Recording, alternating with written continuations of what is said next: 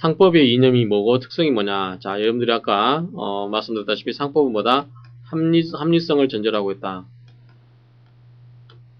합리성을 전제하고 사람을 이성적 인간으로 전제하고 있다라고 하는 측면에서 그렇게 이해를 하시면 됩니다. 자, 상법은 아까 우리 상법의 대상론에서 상법의 대상이 뭐냐라고 했을 때 통설은 어떤 입장에 있다고 그랬죠? 기업법설이다라고 아까 배웠습니다. 그래서 상법은 기업에 관련된 법규를 중심으로 하고 있다라고 이해를 하시면 됩니다. 그래서 상법의 이념은 기업을 강화하고 기업 활동을 왕성하게 하며 거래를 보호하는 데 있다라고 하는 점. 자, 기업의 유지와 강화가 뭐냐? 여러분들 기업이 쉽게 망하면 되겠습니까? 안 되겠죠. 그래서 기업이 될 수 있으면 망하지 않게 하고 그 다음에 기업을 강화시켜주는 그러한 역할을 하고 있다. 그래서 기업이 유지되려면 어떻게 될까요? 이익이 나야 되겠죠. 이익을 나게 하려면 뭘 하게 해줘야 된다?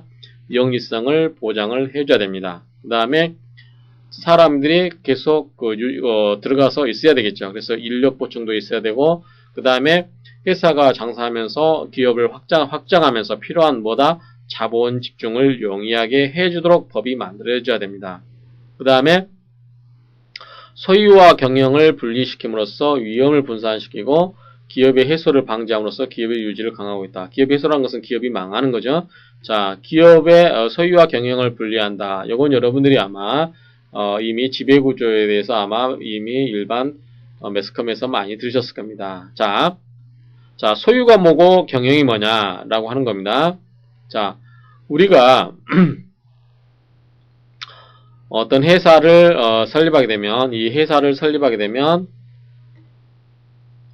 회사에 자본을 참여한 사람이 있죠. 그 사람이 뭐죠? 주주가 됩니다. 주주는 뭐죠? 소유주입니다. 그 다음에 회사에 들어가서 실제로 회사를 경영하는 사람이 있겠죠. 누구다? 대표이사, 이사회, 뭐 이런 사람들이 있을 수 있죠. 그 다음 밑에 이제 상업사장의 종업원들이 있겠죠. 종업원.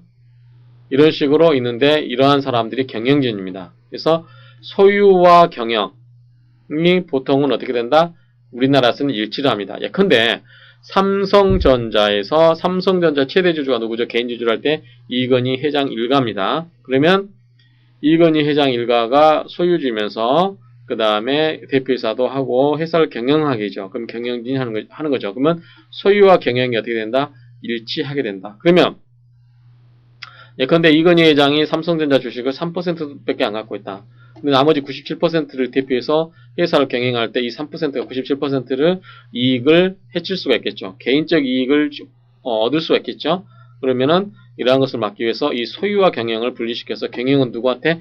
전문 경영인한테 맡겨라 라고 하는 게 이 소유와 경영의 분리를 하는 겁니다. 그럼 소유와 경영을 분리하게 되면 기업이 어떻게 될까요? 개인적으로 회사를 악용할 일이 없기 때문에 회사가 더 튼튼해질 수 있겠죠. 그러한 뜻입니다. 뭐 반드시 그런 건 아니겠지만 그러한 뜻입니다. 그 다음에 영리성 보장. 자, 회사가 이익을 못 내면 어떻게 됩니까? 회사 결국은 망하는 거죠. 그렇죠? 망하는 겁니다. 그래서 영리성을 기본적으로 인정해 주겠다. 즉 회사는 장사하는 사람들보다 결국은 이익이다. 이익을 추구하는 것이다. 그래서 이율도 민법은 아까 5%인데 상법마다 연 6% 이율을 더 높이 인정을 해주는 겁니다. 자본 조달과 집중. 요거는 여러분들이 뭐냐면, 자, 우리가 회사가 유상증자를 하게 됩니다. 유상증자 하겠죠? 그 다음에 사채를 모집하죠? 그렇죠? 이러한 여러 가지 경우에 있어서 돈을 끌어들입니다. 또 하나는 뭐냐면, 익명조합도 있고, 그 다음에 우리가 좀 이따 배우는 익명조합이라는 게 있습니다. 상법 총칙에서 배우는 익명조합이 뭐냐면, 자, 회사에 영업하는 사람은 따로 있고 그 회사에다가 돈을 댄 사람은 뒤에 숨어 있습니다. 익자가 숨을 익자거든요. 이름을 숨기는 거. 즉 돈을 댄 사람은 뒤에 숨어 있지만 실질적으로 이 사람이 회사에 대해서 돈을 대서 운영하고 있지만 회사에 전면적으로 나서서 운영하는 사람은 다른 사람이 하고 있는 거. 이것을 익명조합이라고 합니다. 그래서 이러한 건 여러 가지 이 돈을 쉽게 조달해서 영업할 수 있도록 하고 있다는 점. 주식회사는 주식과 사채 이런 경우에 인정이 되고 있다는 점. 그래서 자본 조달을 용이하게 하고 있다라는 거. 그다음 노무의 보충. 자, 사람 혼자서, 상인 혼자서, 여러분들이 마포갈비 사장님이라 할지라도 혼자서 다 할 수는 없잖아요. 그쵸? 커지게 되면 밑에 뭐 해야 된다? 종업원을 둬야 되겠죠. 그게 누구라고 했죠? 아까 상업사용인이라고 했습니다. 상업사용인을 두고 하고 있습니다. 그 다음에 여러분들 보험, 대리점 이런 경우 있잖아요. 그래서 이런 경우에 뭐 대리상이라든가 중개인, 위탁매매인, 이런 거 전부 마찬가지입니다. 위탁매매인이 뭐냐면, 여러분들이 이제 앞으로 공부하실 거니까 간단하게 이제 개념을 자꾸 반복해 드려야 되니까, 위탁매매인이라면 뭐냐면 말 그대로 맡기는 거죠. 맡겨서 판매하는 거. 예컨대 여러분 시골 아버님이 부모님이 사과 농장을 하시면서 사과를 가지고 와서 여러분 아파트에서 한 번 1년에 한 번 팔 수도 있겠지만 그렇게 해서는 다 못 팔겠죠. 그렇기 때문에 여러분들이 사과 판매 전문 대리점에다가 여러분 부모님이 사과를 공급하는 겁니다. 그래서 그 사과 판매점에서 사과를 판매하고 그 대금을 여러분 부모님한테 드리는 거. 일정한 수수료를 띄고 드리는 거겠죠. 그런 것이 전부 위탁 매매입니다. 그 다음에 이연부담의 완화. 자, 이연부담의 완화. 여러분들 중소기업은 회사가 운영하다 보면 어떻게 됩니까? 전부 한번 망하면 전부 다 망하는 거죠. 그렇죠? 그래서 여러분들 집에 차압 들어오는 거죠. 그래서 여러분들이 장사를 하면서 중소기업 때 이 집이 여러분 아파트가 이렇게 있습니다. 아파트. 여기 아파트 집이 있고 여기 공장이 있습니다. 공장을 하면서도 회사가 망했을 경우에 대비해서 이 회사에 돈을 꽂은 사람, 공장 회사에 돈을 꽂은 사람이 여러분 아파트까지 뺏어버리게 되면 여러분 가족들은 길거리에 내앉게 되죠. 그래서 요거를 분리시켜보자. 그래서 아까 말한 것처럼 무엇과 무엇을 분리시킨다? 소유와 경영의 분리처럼 이때도 이 개인이 가지고 있는 자산과 회사가 가지고 있는 재산을 분리시키자. 그래서 뭐냐면 주식회사라는 게 대표적입니다. 그래서 주식회사에서는 여러분들 회사의 예컨대 여러분들이 삼성전자의 주식을 예컨대 1000만원씩 샀다고 가정합시다. 회사가 망했습니다. 그러면 이 삼성전자에다 돈을 꽂은 채권자들이 여러분 집에 와서 여러분들 집에 대해서 장롱에다가 압류딱지 붙일 수 있습니까? 못하는 거죠. 여러분들이 투자한 1000만원, 여러분들이 삼성전자에다 1000만원 투자했잖아요. 이 1000만원은 회사 내에서 돈으로 있습니다. 그래서 회사가 운영하면서 이 돈을 쓰겠죠. 그럼에도 불구하고 회사가 망했다. 그러면 이걸로 끝나는 겁니다. 이 여러분들이 가지고 있는 재산과는 관계가 없습니다. 여러분은 어디까지만 책임을 진다?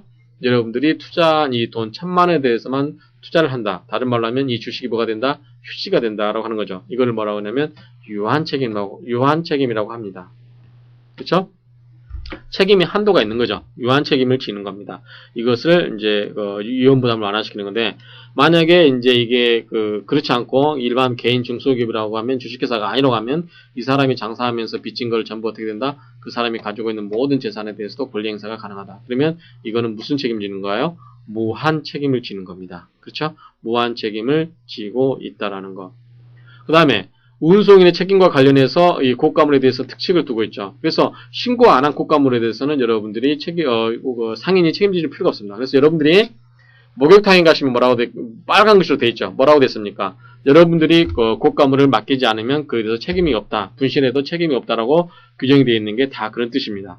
또는 선박에 있어서 여러분들이 선박에다가 이렇게 컨테이너를 잔뜩 싣고 갑니다. 여러분들이 이 선박 가지고 장사하는 사람이에요.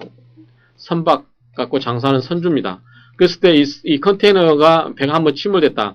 그럼 이 엄청나게 많은 물량이 바닷속에 잠기게 되면 이 화주들로 하여금 화주들이 여러분한테 손해배상을 청하게 되면 여러분은 어떻게 된다? 다른 배를 다 팔아도 손해가 커버가 안 될 때가 있습니다. 그럼 여러분들 망하는 거죠. 그래서 이런 경우는 일정한 경우에 컨테이너 하나당 얼마씩, 예컨대 우리나라는 예를 드는 겁니다. 예컨대 컨테이너 하나당 150만원씩 뭐 아니면 500만원씩만 손해를 배상할 수 있도록 한다. 그러면은 컨테이너 200개라고 해봤자 뭐 얼마입니까? 1억이죠. 그걸로 배상해주고 끝나는 거죠. 그렇죠?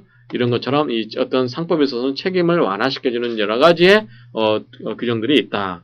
그 다음에 기업 소멸을 방지. 이렇게 함으로써 여러분들이 기업 소멸이 방지되겠죠. 그래서 영업양도. 영업양도라는 것은 이러한 회사가 영업을 하고 있다가 이 회사가 다른 회사한테 영업을 양도하는 거죠. 양도하는 경우에 그렇다라고 하는 점. 그 다음에 상호. 자, 여기에 마포가비를 상호를 하면서 상호만 띄워놓고 갑니다. 상호만 여러분들이 가져가고 마포가비 시설을 그대로 다 주는 겁니다. 그럴 때 영업을 양도할 때 그렇게 못하도록 하고 있는 거죠. 그래서 마포가비 상호도 그대로 주고 와라. 라고 하는 점, 그래서 여러 가지 경우에 하고, 그 다음에 회사가, 주식회사 같은 경우는 한 사람이 되었을 경우에 회사가 망하느냐, 그렇지 않고 한 사람이 남았어도 회사는 존속시킬 수 있다라고 하고 있는데, 그런 경우는 회사가 없어지는 것보다 존속을 시켜주기 위해서 하고 있는 거죠.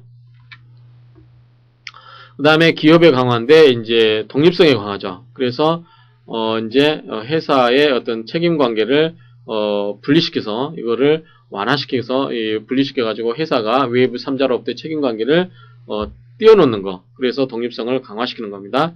그 다음에, 한 가지 뭐냐면 대리권. 자, 여러분들이, 민법에서는 어떻게 되냐면, 여러분들이 집 소유주입니다. 집 소유주예요. 이 아파트를 하나 갖고 있어요. 이 집을 갖고 있는데, 다른 사람한테, 부동산 중개업자한테 이 집을 팔아달라고 했습니다. 중개업자한테 팔아달라고 했습니다. 근데 여러분들이 사망을 했어요. 집 주인이 사망했습니다. 그러면 이 대리관계는 어떻게 될까요? 끝납니다. 그래서 팔아줄 수가 없는 거죠. 민법은 이렇습니다. 그런데 상법에서는 어떻게 하냐면, 이 상행의 어떤 이 기업의 강화라든가 독립성을 보장하기 위해서 이 주인이 사망했더라도 팔아줄 수가 있습니다. 그게 뭐냐면 상사 대리권의 경우는 이 본인이 사망 시에 그대로 존속합니다. 그래서 이러한 경우는 뭐냐면 그 상행위를 독립성을 강화시켜서 어느 정도 기업 활동을 하게끔 하는 거. 왜냐하면 합리적인 인간을 전제로 한다고 했지 않습니까? 상법은. 그렇기 때문에 이 사람이 본인이 죽었다 할지라도 가장 합리적인 사람들끼리 합리적인 판단을 내려서 영업을 계속 하도록 한 거기 때문에 그렇다라고 하는 점입니다. 그 다음에 기업 경영의 전문화. 아까 이 기관 자격과 사원 자격을 분리한다. 그래서 사원 자격을 하는 건 뭐죠? 주주입니다. 주주면 소유주죠. 자, 기관이라고 하는 것은 뭐죠? 아까 말한 것처럼 대표이사라든가 이사입니다. 이런 사람 뭐라고 그랬죠? 경영진이라고 그랬죠. 이래서 경영진은 누구한테 맡긴다? 전문 경영인한테 맡긴다. 그래서 서로 이렇게 분리시키고 있다. 그래서 주식회사의 이사의 제도라든가 인적회사의 업무집행사원, 지배인, 익명조합. 자, 익명조합에서 누가 있었죠? 돈을 댄 사람과 전문적으로 회사를 어떤 조합을 운영하는 사람이 달리 있었죠? 그런 것들이 다 포함이 됩니다. 자, 그러면 지금까지 제가 설명을 쭉 드렸던 것들이 이제 구체적으로 상법이 어떻게 됐냐라고 하는 건데, 이 부분은 여러분들이 지금은 몰라셔도 됩니다. 왜냐하면 이 부분은, 이 내용들은 여러분들이 구체적으로 상법을 다 공부를 하신 다음에야 이 내용들이 이해가 될 수 있습니다. 그래서 대표적으로 한두 개만 설명을 드리도록 하겠습니다. 자, 영리성 보장, 아까 상법을 드렸죠? 자, 상법의 이율은 6%고, 민법은 5%다라고 해서 더 이율을 높이 해주고 있다라고 설명을 드렸고, 그 다음에 자본 집중도 주식회사에서 주식이라든가 다 설명을 드렸습니다. 기업 독립성 보장도 마찬가지로 사망 시 대리권이 소멸되지 않는다는 것도 설명을 드렸고, 기업의 소유와 경영이 분리된다는 거, 이것도 다 설명을 드렸습니다. 그 다음에 회사의 계속제도라는 것도 있고, 뭐 이런 것들이 나중에 여러분들 회사법을 공부하시면 다 공부합니다. 그래서 어쨌든 쉽게 이야기해서 장사에 관한 상법은 보다 계속 상행위가 영속적으로 계속해서 유지될 수 있도록 뭐 여러 가지 어떤 특칙을 두고 있다라고 이해를 하시면 됩니다. 그 다음에 이것도 마찬가지로 다 똑같은 얘기 방금 설명을 드렸던 거기 때문에 설명을 넘어가도록 하겠습니다. 그 다음에 상행위의 대리, 이것도 마찬가지로 아까 설명을 드렸습니다. 그래서 이제 뭐냐면 우리가 민법에서는 뭐냐면 대리예요. 민법 공부 안 하신 분은 더 좀 복잡하겠는데, 민법에서는 자, 대리를 합니다. 제가 내 집을 팔아달라고 대리인을 시켰습니다. 내 대리인한테 시켰습니다. 제 3자가 있겠죠. 이 대리인이 자, 이 집은 이 사람 건데 이 사람을 위해서 내가 대리 행위를 하고 있다. 그래서 이 사람 거다 라고 하는 게 뭐다? 현명주의입니다. 현명. 나타날 현자죠. 이름을 나타내 주는 것, 즉 본인이 누구다. 이건 내 거래가 아니고 나는 누구누구의 대리인으로서 누구가 누군지, 이 대리인이 본인이 누군지를 나타내 주는 것, 이거를 현명주의라고 합니다. 그래서 대리인 이름이 누군지를 나타내 주는 게 현명주의인데, 상법에서는 그럴 필요가 없죠. 가장 합리적인 인간이기 때문에 누가 주인이고 중요한 게 아니고 그 물건을 사냐 안 사냐가 중요한 겁니다. 그렇죠? 그래서 상법에 있어서 대리는 그러한 누구건가를 나타낼 필요가 없다는 거.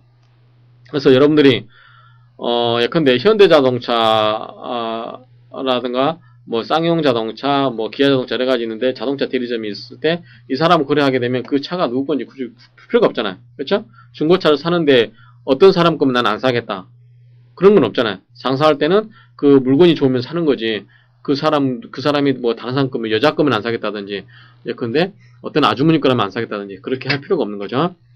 그다음에 상사 계약의 청약의 이 내용은 복잡합니다. 그래서 복잡하긴 한데 여러분들이 구체적으로 다음 시간에 다음에 상법 총칙 시간에 배우게 됩니다. 그래서 넘어가도록 다 하시도록 하시겠습니다. 그래서 상법이 민법에 의해서 여러 가지 어떤 특별 규정을 두고 있다는 것만 여러분들이 머릿속에 담아두시면 됩니다. 지금까지 계속 설명하고 있는 것은 민법에 있어서의 민법보다 특별한 내용들입니다. 라고 이해를 하시면 됩니다. 공탁 경매권이라든가 확정기 매매 해제권, 아마 목적물 검사 하자 통지 요건 아마 민법 공부하신 분도 좀 혼동스러울 수 있기 때문에 구체적인 내용들에 다 설명을 드리도록 하겠습니다.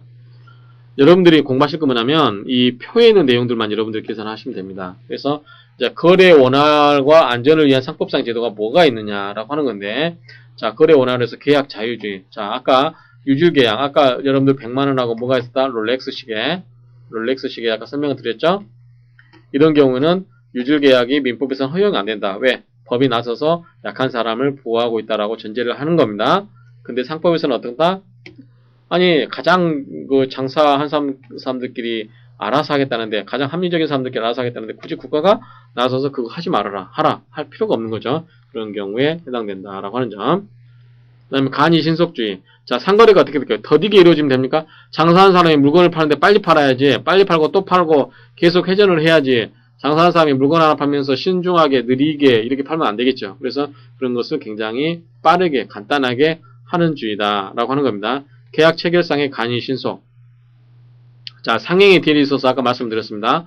자, 이건 누구를 위한 계약이다라고 바뀔 필요가 있다, 없다? 없다. 상법에서는 그럴 필요가 없다. 즉, 그 물건 거래만 빨리 이루어지면 된 거지 이것이 누구 거라고 바뀔 필요는 없다.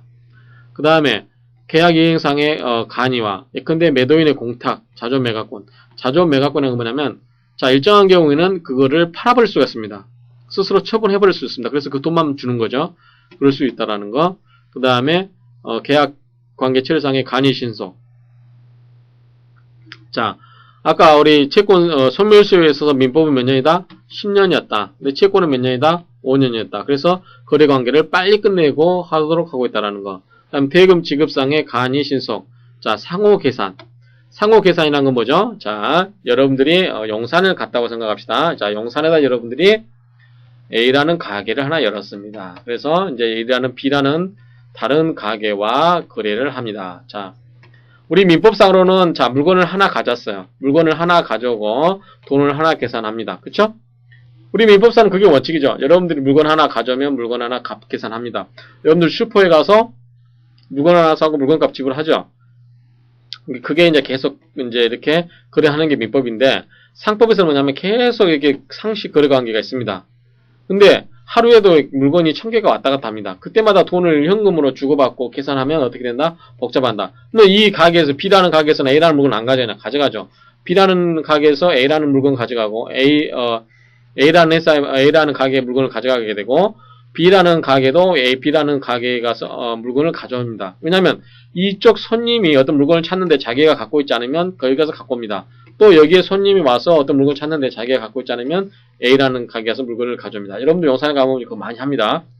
그럴 경우에 A와 B 간에 계속 거래 관계가 있습니다. 이럴 경우에 자, 우리가 내가 주고받을 거, 내가 너한테 줄 거, 네가 나한테 줄 거 서로를 어떻게 된다? 한꺼번에 계산하자 라고 해서 일정한 기간을 정합니다. 그래서 기간 정해서 쌤쌤이 시키고 또 주고받을 거 다 정산한 다음에 남은 차액만 서로 주고받고 하자. 그게 뭐냐면 상호 계산입니다. 그래서 서로 간에 계산을 하자.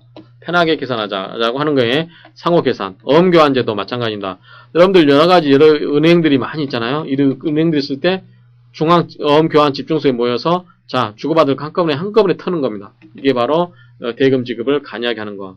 채권 양도 추심장의 간이신속. 뭐 여러 가지가 있는데, 화물상환증이라든가 주권이라든가 여러 가지 유가증권제도, 이런 것은 여러분들이 나중에 쭉 공부를 하게 됩니다. 그래서 아마 이 부분은 굉장히 내용이 생소하고 어려울 수 있습니다. 그렇지만 기본적으로 한 가지만 기억하라. 뭐다? 상법은 굉장히 합리적인 것이다. 그래서 거래관계도 빨리 처리하고, 당사자 간의 거래관계는 당사자 간의 대등한 거래관계를 전제로 해서 어떤 사람이 약한 사람을 보호하고 그런 게 있다 없다? 없다. 신속 강의 간이하게 빨리 끝내고 있다라고 하는 거고, 그 다음에 거래 방식이 어떻게 된다? 정형화. 여러분들 보험거래 생각하면 되죠. 보험거래. 자, 보험 거래 조건인 사람마다 다 다릅니까? 그렇지 않습니다. 보통 거래 약관, 보험 약관에다가 다 일정한 보험회사와 일정한 관계는 다 똑같습니다. 물론 보험회사와 거래 관계에서 뭐 일정한 개인 간의 어떤 보험료는 다르겠지만 똑같은 거래 관계죠. 예컨대 보험사고가 발생하게 되면 거기에 대해서 받는 혜택도 다 똑같을 겁니다. 그런 것처럼 이 거래가 정형화되어 있다라는 거, 이러한 점을 염두에 두시고, 그 다음에 자, 개인 간의 거래는 1대1 간의 거래 관계이기 때문에 뭐 굳이 한 번의 거래인데 복잡할 필요가 없는 거죠. 그렇죠? 하지만 상법은 어떻게 된다? 거래가 무수하게 이루어집니다. 여러분들 예컨대 어떤 가게에 가서 물건을 사고 받을 때 그 가게에서 물건 사람이 혼자입니까? 그렇지 않죠? 여러 사람입니다. 그래서 그런 경우는 공시제도가 발달되어 있다는 거. 등기제도, 공고제도, 열람제도. 예컨대 어떤 여러분들 회사에 주식을 샀다. 그러면 그 회사에서 여러 가지 일어난 일들을 어떻게 해야 됩니까? 알아야 되겠죠. 특히나 주총 같은 데 참석해서 어떤 결정을 하기 위해서는 그 회사의 내용들을 알아야 됩니다. 그래서 그 회사로 하여금 주주들한테 일정한 사항에 대해서 공고를 하고 공시를 하도록 하고 있습니다. 여러분들이 회사법에 가면 다 내용을 공부하십니다. 상법 청축에 가서라도 뭐 상업 등기를 공고를 한다든지 재무제표, 서류비치 뭐 여러 가지 어떤 그러한 서류를 열람할 수 있게 한다든지 그런 모든 제도들이 이러한 공시주의를 채택하고 있다는 거. 그 다음에 외관주의. 자, 상법은 빨리 신속하게 끝내야 되죠. 그쵸? 그래서 그 구체적인 내용을 따질 필요가 없는 거예요. 그냥 외관에 있는 그대로 믿고 그랬으면 그거를 유효하다. 인정해 주는 겁니다. 그래서 그러한 내용들이 이제 폐연짐이라든가 명예대여자 책임, 부실등기 이런 내용들에 관한 내용들이 전부 이 외관주의를 채택하고 있다라고 하는 겁니다. 그래서 이 구체적인 내용을 공부하실 때 여러분들이 다 이 외관주의라는 내용이 나옵니다. 그래서 이러한 것은 그때 가서 공부를 하시고, 엄격 책임주의. 자, 합리적인 인간들이기 때문에 책임을 엄격하게 묻습니다. 그냥 좀 이게 정신이 굉장히 약해서, 정신력이 약해서 그런 게 아니고 당사자 간에 굉장히 합리적인 인간들이기 때문에 그거를 합리화시켜주기 위해서 책임을 엄격하게 묻고 있다라고 생각하시면 됩니다. 자, 매수인의 목적물 검사 의무. 자, 물건을 받은 사람이 물건에 받아가지고 그냥 그대로 있는 게 아니라 물건에 하자가 있는지 없는지 바로 검사를 해서 일정한 기일 내에 통보하지 않으면 그 나중에 하자를 문제 삼을 수가 없도록 하고 있습니다. 그러한 경우에 이 매수인의 목적물 검사 및 하자 통지 의무가 있다라고 하는 점. 그 다음에 무과실 책임. 자, 무과실 책임은 자 원칙적으로 민법상에서는 자기한테 과실이 있어야만 책임을 지는 거죠. 그렇죠? 근데 상법상에서는 이 상인은 어떻게 되나 굉장히 합리적인 인간이다. 그래서 잘못을 할 수가 있다 없다. 그래서 잘못을 할 수 없기 때문에 기본적으로 책임을 지어라고 하는 경우가 많다. 예컨대 공중적기급자의 수화물에 대한 책임. 예컨대 여러분들 공중적기급 목욕탕이나 이런 데 갔을 때 물건을 맡겼다. 이 사람에 대해서 만약에 관리를 잘못했다. 그러면 책임이 있을까 없을까요? 이 사람이 나 물건에 대해서 과실 없어라고 책임 안 지겠어라고 할 수가 없다는 거죠. 발기인의 자본 충실 책임. 이것도 마찬가지로 여러분들이 상법의 회사법에 가시면 다 공부를 하게 됩니다. 연대 책임. 자, 장사하는 사람들 간에는 책임을 서로 강화시켜주는 겁니다. 그래서 이러한 경우는 책임을 지도록 하고 있습니다. 자, 순차 운송인의 연대 손해배상 책임 뭐냐? 이게 순차 운송이라는 게 뭐냐면, 자, 여러분들이 한국 인천항에서 미국으로 자 물건을 보냅니다. 여러분들이 수출업자로서 미국에 있는 수입업자한테 이 물건을 보냅니다. 자, 근데 배가 여기서 한국 인천항에 갔다가 일본에 들립니다. 일본에 들리고 또 가다가 저기 또 뭐 하와이 들린다고 합시다. 목적지는 뭐냐면 LA인데 이렇게 가다 여러 가지 가면서 근데 한 배가 가는 게 아니고 이 배가 가서 이 다른 사람한테 갑니다. 다른 운송업체도 가고 또 다시 다른 사람한테 선박에 옮겨집니다. 이를 할 경우에 이 물건이 손상이 됐어요.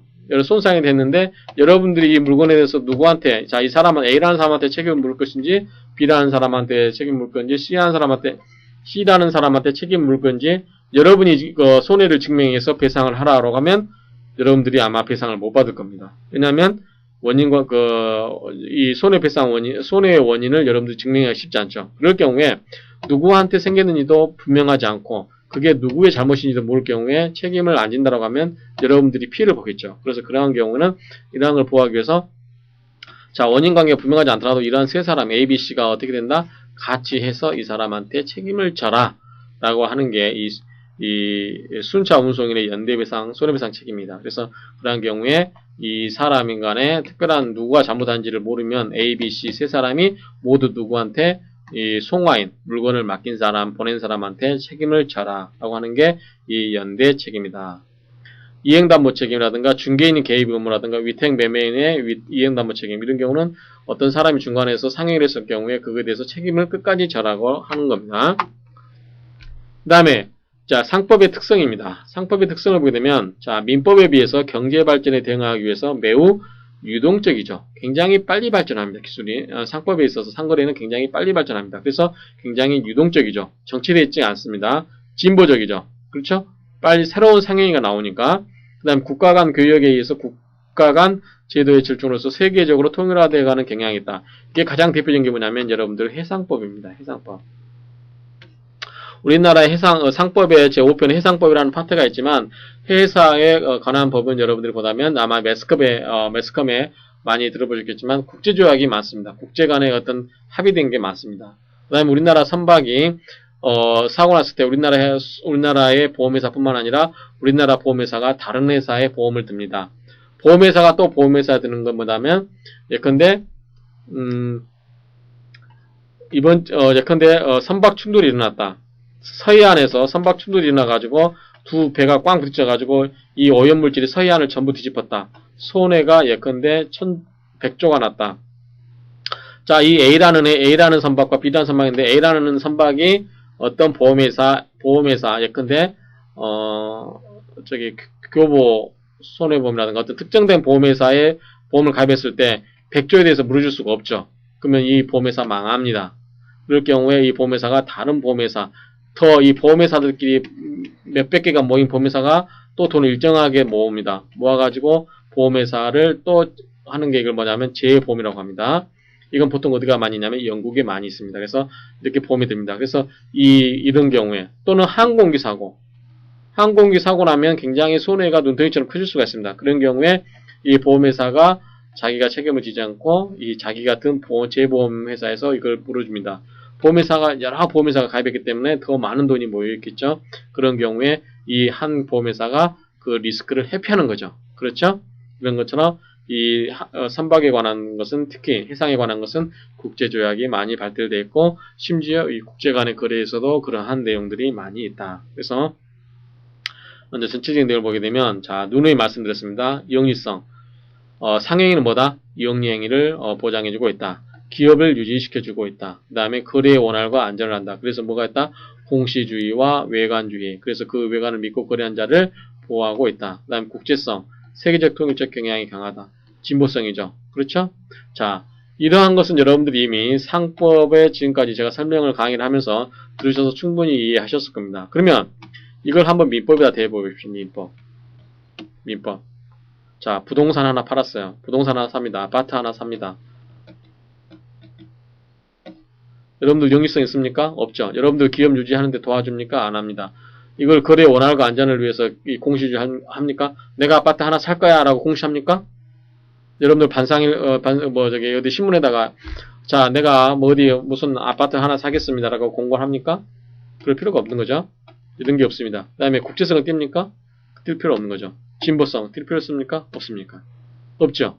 그래서 민법은 이런 게 적용이 안 됩니다. 상법에 있어서 이런 게 적용이 됩니다. 만약에 상법에 의해서 부동산 매매업을 하는 어떤 회사가 있다. 아니면 부동산 아파트를 지어서 파는 회사가 있다고 합시다. 건설회사.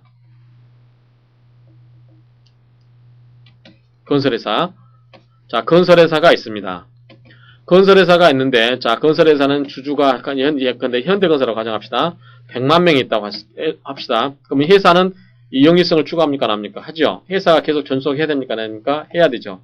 거래를 원활을 완전하게 해죠. 예컨대 회사와 거래하는 사람들 있죠. 그 다음에 주주도 있을 수 있죠. 그런 사람들에게서 회사의 경영 공시사항을 계속 알려주죠. 그렇죠? 공시주의 있고 외관주의도 있습니다. 예컨대 쉽게 얘기해서 외관주의라고 하는 건 뭐냐면 대표이사라고 회원 대표이사라고 생각하시면 됩니다. 얼마 전까지 제가 현대건설의 사장이었습니다. 대표이사였습니다. 모든 사람들이 알고 있어요. 근데 제가 대표이사가 해서 잘렸음에도 불구하고 아무도 이거를 공시를 안 했어요. 그래서 제가 가서 다른 제3자하고 거래를 합니다. 나 현대건설 대표이사로서 너희 회사와 이렇게 이렇게 계약을 한다라고 했습니다. 이 회사가 이 사람이 제가 현대건설 대표이사인 줄 알고 계속 이걸 믿고 거래를 했습니다. 그러면 그 거래를 보호해주자. 왜냐하면 현대건설에서 이 사람이 대표이사가 아니면 이 사람이 등기이사가 더 이상 아니라고 공시를 한다든지 이런 걸 일정한 사항을 공시를 했어야 되는데 그걸 안 하는 거예요. 그랬을 때 이걸 거래했을 때 제가 계속해서 그 거래 당사자인 걸 믿고 거래를 한 경우에 그 거래한 자를 보호한다. 그게 뭐냐면 외관주의입니다. 필요하죠? 그 다음에 현대건설에서 자재를 중국에서 사온다. 선박을 이용해서 물건을 띄우겠죠. 그럴 경우에 선박에 침몰했다든지 그럴 경우에 그건 여러 가지 내가 이 운송업자한테 현대건설이 우리 선박 선주한테 자, 내 자재가 물에 잠겼으니까 니에게서 손해를 배상해라 라고 했을 때 그 손해배상은 누구다? 해상법에 의해서 할 수도 있지만 일정한 경우는 국제조약에 의해서 할 수도 있다. 그래서 손해배상이 책임이 제한될 수도 있다. 왜냐하면 만약에 제한을 안 시키면 어떻게 된다? 선주는 망하게 버리기 때문에 그렇습니다. 그래서 국제성을 띠고 있다. 그 다음에 진보성. 굉장히 최근에 이제 했던 게 전자산하증권이 생겼습니다. 옛날에는 정의로 된 선화증권이 있는데 이제 선화증권에 대해서는 여러분들이 해상법 시간에 공부를 합니다. 그러니까 지금 모르셔도 이해는 그냥 이해를 도와주기 위한 예시니까 그렇게 이해하시면 됩니다. 이거를 옛날에는 정의로 했습니다. 그런데 요즘은 컴퓨터로 전부 자동으로 앉아서 그냥 컴퓨터에서 엔터를 탁탁 치면 이 선화증권이 발행돼서 상대방한테 넘어갑니다. 그래서 이 전자선화증권도 굉장히 발달했죠. 그 다음에 진보성. 아까 예를 들었지만 어음법에서는 정의로 된 어음만을 상정하고 있었는데 우리가 2005년부터에 전자어음, 컴퓨터로도 어음을 주고받을 수 있습니다. 굉장히 기술이 발달돼서 진보성이 있죠.